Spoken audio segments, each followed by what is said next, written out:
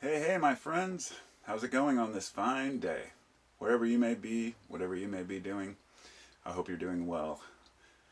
I'd like to stop for a moment here and make a video about, well, a little thing, a little discussion about not just nature, but trees in general, as well as I'm going to be leaving in a couple days on a journey to Montana. And so I wanted to kind of share some thoughts about that because I wanted to shoot some documentary style footage while I'm there and put something together for you all. So feel free to contribute any ideas you might have. I'm considering going to Glacier Park. Not sure yet, but I just got back from a camping trip, and I won't go into the details here. I took over 800 photos after I uploaded them all. Ran out of space on my SD card, so I had to borrow my kid's out of his camera. I mean, I take too many photos, but I'm looking for just that right one. A couple pictures I caught, maybe a dozen were just great, but I still have to go through them all and really, see which ones I like best because there are a lot. But on top of that, at least a few dozen videos. I would say maybe up to 50 videos or more. Some of them 12 seconds, some of them a few minutes.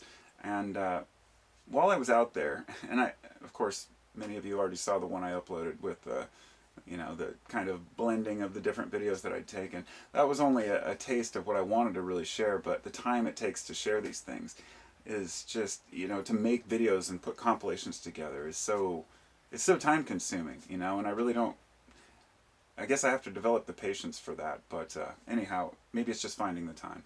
Anyhow, I absolutely, I can't put it into words. Coming back here, I wanted to make a video yesterday, and I thought, God, it just does no justice to making a video, to even talking about life when once you've been out in the woods for a while, it's like such a renewal, and you remember how much you needed that.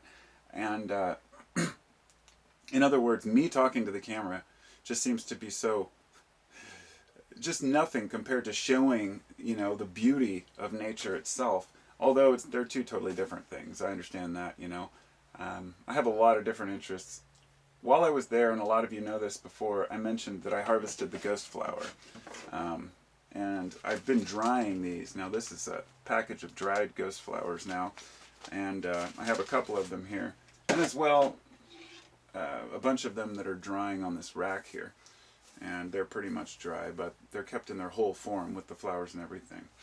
And I would like to make a video separate about the ghost flower because there's a lot of misinformation, and this kind of goes along with the video that I'm about to, the subject I'm about to discuss with the kind of symbiosis within the woods, that it's an organism, not a bunch of trees and plants just scattered around fighting for space. A lot of people say harvest the roots of these because they're stronger, and others are saying no, you never harvest the roots of something, you harvest the aerial parts because then the roots can remain intact. And this happens, it's so much in nature, and the comparison I'd like to make is harvesting trees.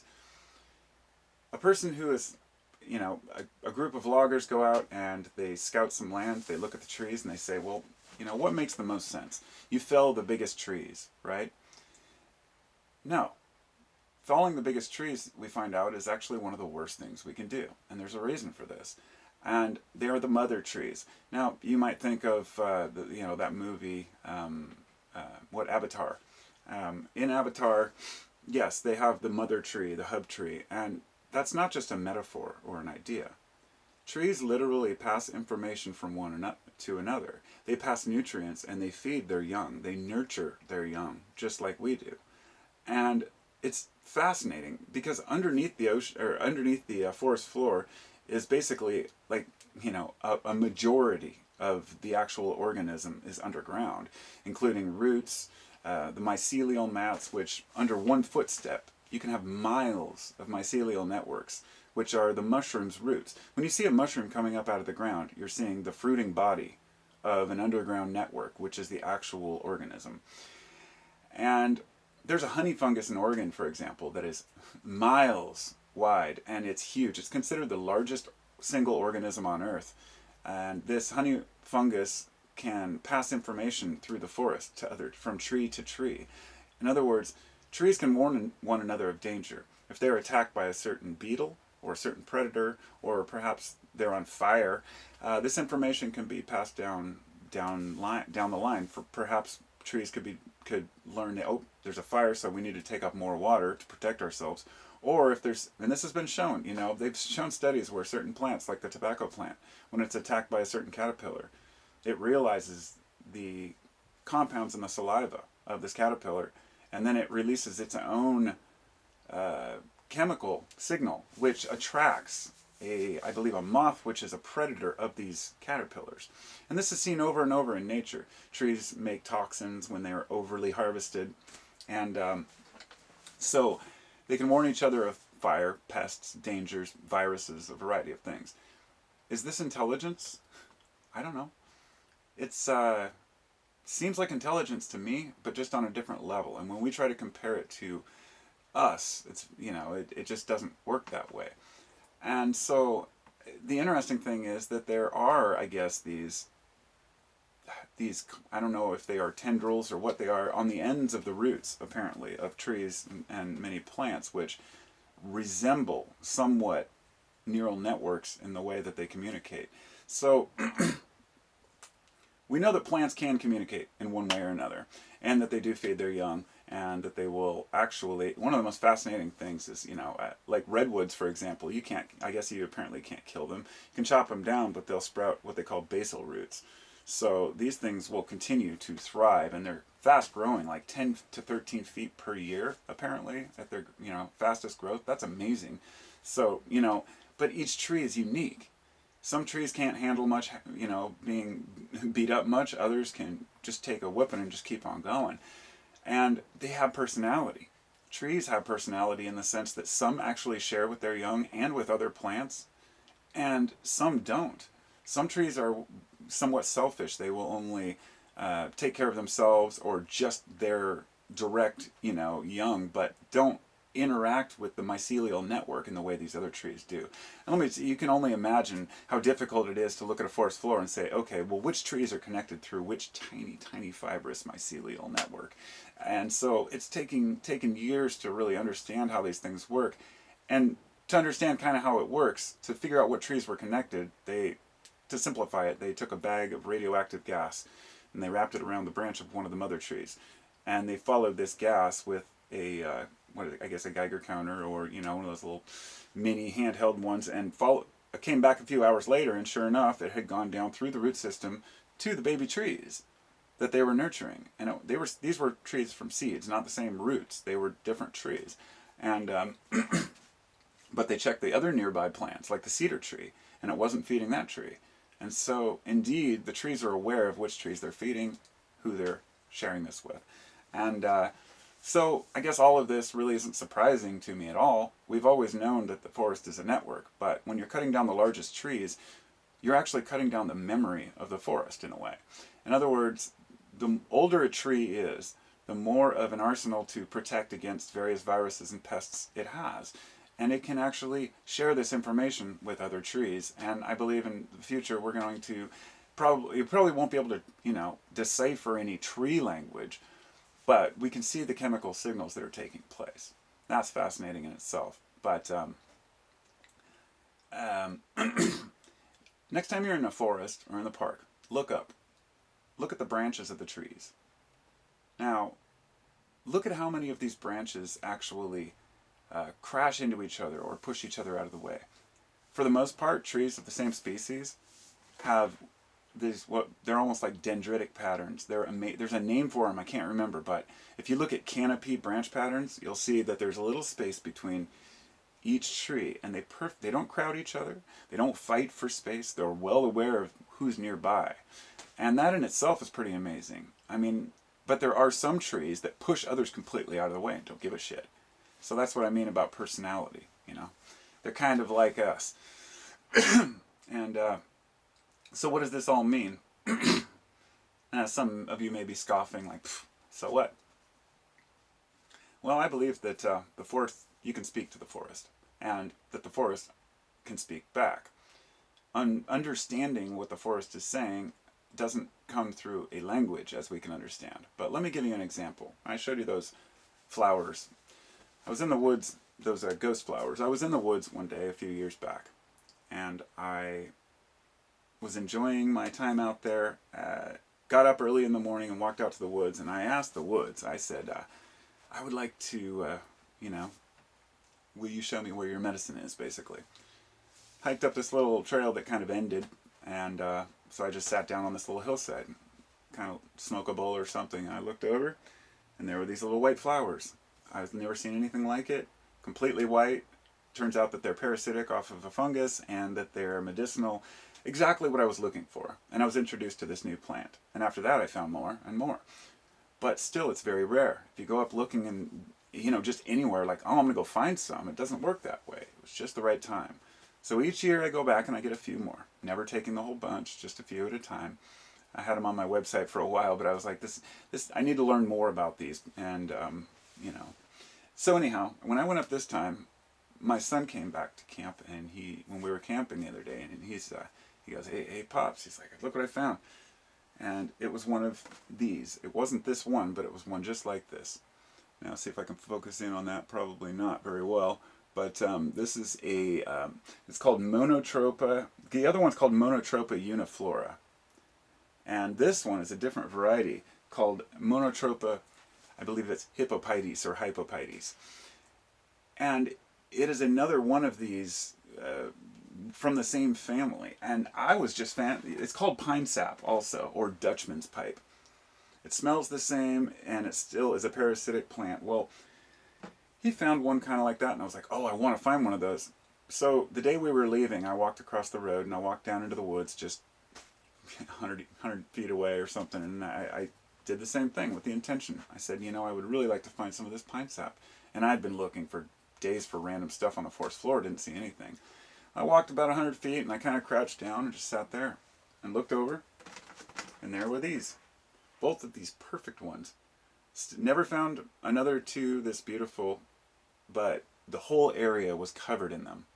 There were, I ended up with not a whole lot. I didn't want to take everything, but I got a few smaller ones, and then just as I was walking out of the forest, I found this one. Giant. So this is a parasitic flower that grows off of a fungal network, probably from a russula fungus. And I found another one about 50 feet from my actual campsite, like right within view. This one's more dead as the flowers have, already bloomed.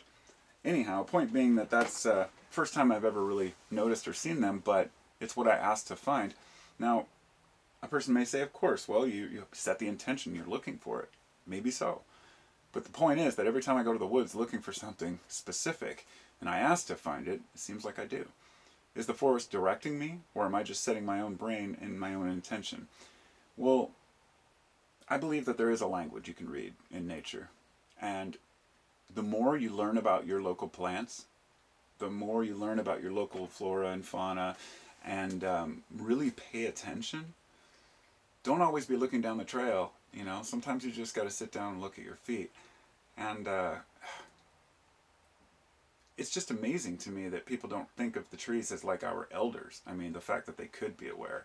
But, I can see how people might be a little reluctant to believe that, especially if they're religious minded. Because if you're say Christian, then you might believe that if you believe in the Bible literally, for example, you will believe that the plants were put here for us to use, right? And of course, the reverse seems to be true. Nature will outdo us and outlive us, but that's not really the point, so much as saying that we need to revere nature as our host, but also as part of the whole, that we are part of nature, and it's so easy for us to think that we are separate from nature.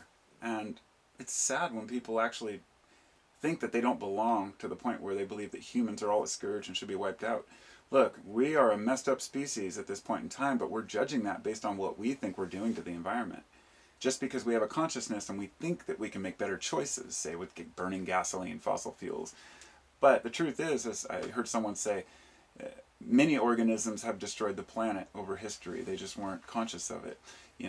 Various processes, geologic processes, or, massive blooms in the ocean which change the air and the composition. The Earth has gone through several changes, and right now it's change. It's different because we are aware that we could be helping to improve our circumstance. And like with what's going on down in the Amazon right now with all the forests burning, this is because of course, it's getting out of hand. They're clearing more land for more farmland, more ranching, more cattle. And that's what most of it's used for down there. And unfortunately, they are somewhat the lungs of the planet, at least down in that area. And they produced a lot of oxygen. The problem is once you start deforestation, it continues. If we were doing sustainable logging by harvesting only specific trees, but never the mother trees, then we might think, well, that makes sense now that we understand that they communicate.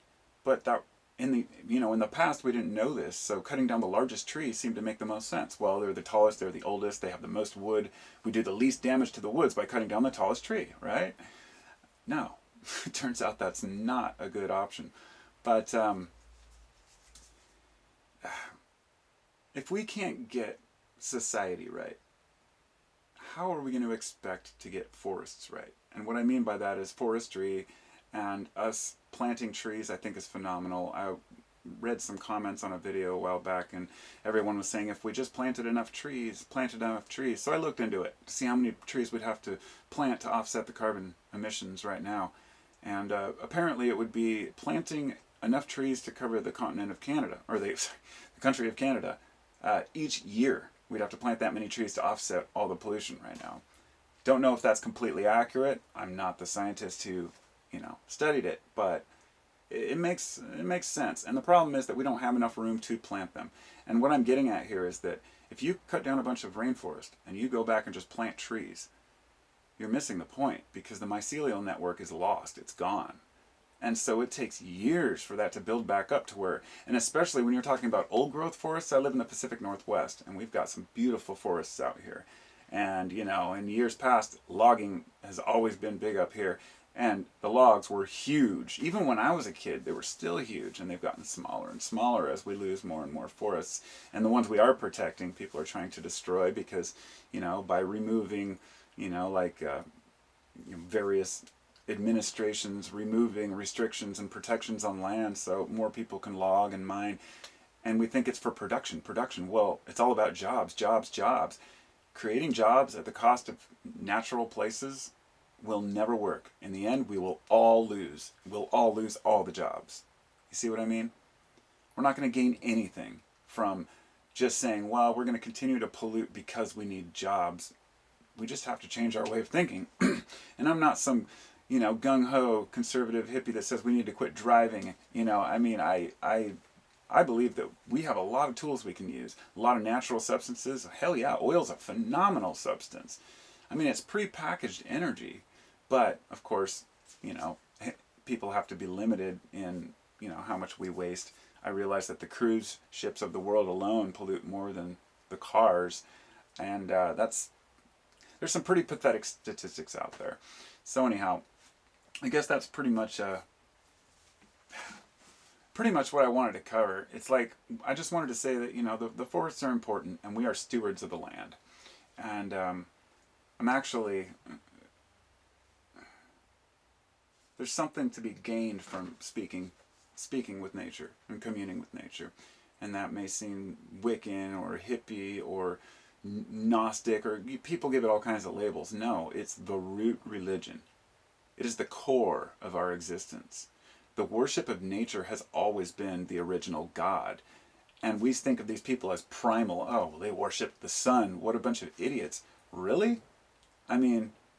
Don't you worship the fucking sun? Look at it. Without it, we'd be screwed. I think George Carlin did a piece on that one time. He was talking about religion. He's like, if I'm going to worship anything, it would be the sun.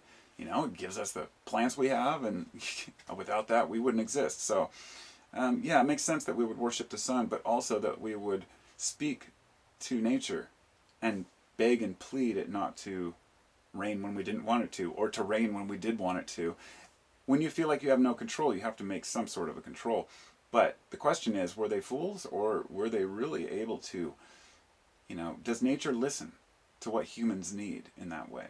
Because a lot of people think that nature is just unconscious, it just does what it does. I don't believe that, but I'm not going to go into details on my own beliefs. So, thanks for listening. I'm going to kind of prepare for my trip now. I'm going to leave thinking about a day. It's kind of a spontaneous thing that came up. It's a really important thing. And I'm probably going to make a documentary along the way with just my journey, and I'll probably share some of the, because we're going out east through eastern Washington, through the panhandle of Idaho, and out into Montana, perhaps up to Glacier, maybe down south to Yellowstone, but we're not sure yet. I really love the area, the whole Bitterroot Range out there, and I've only been as far as Livingston, but anyhow, hopefully the journey is a good one. I'm taking the bus, so it'll drain my pocketbook for gas, but like I said, it's something that came up that has to happen. So to all of you all, if I don't make another video after this one, I will see you in about a week. And I appreciate y'all listening. Be well. Take care of each other. Take care of your forests. And yeah, take care of your mind.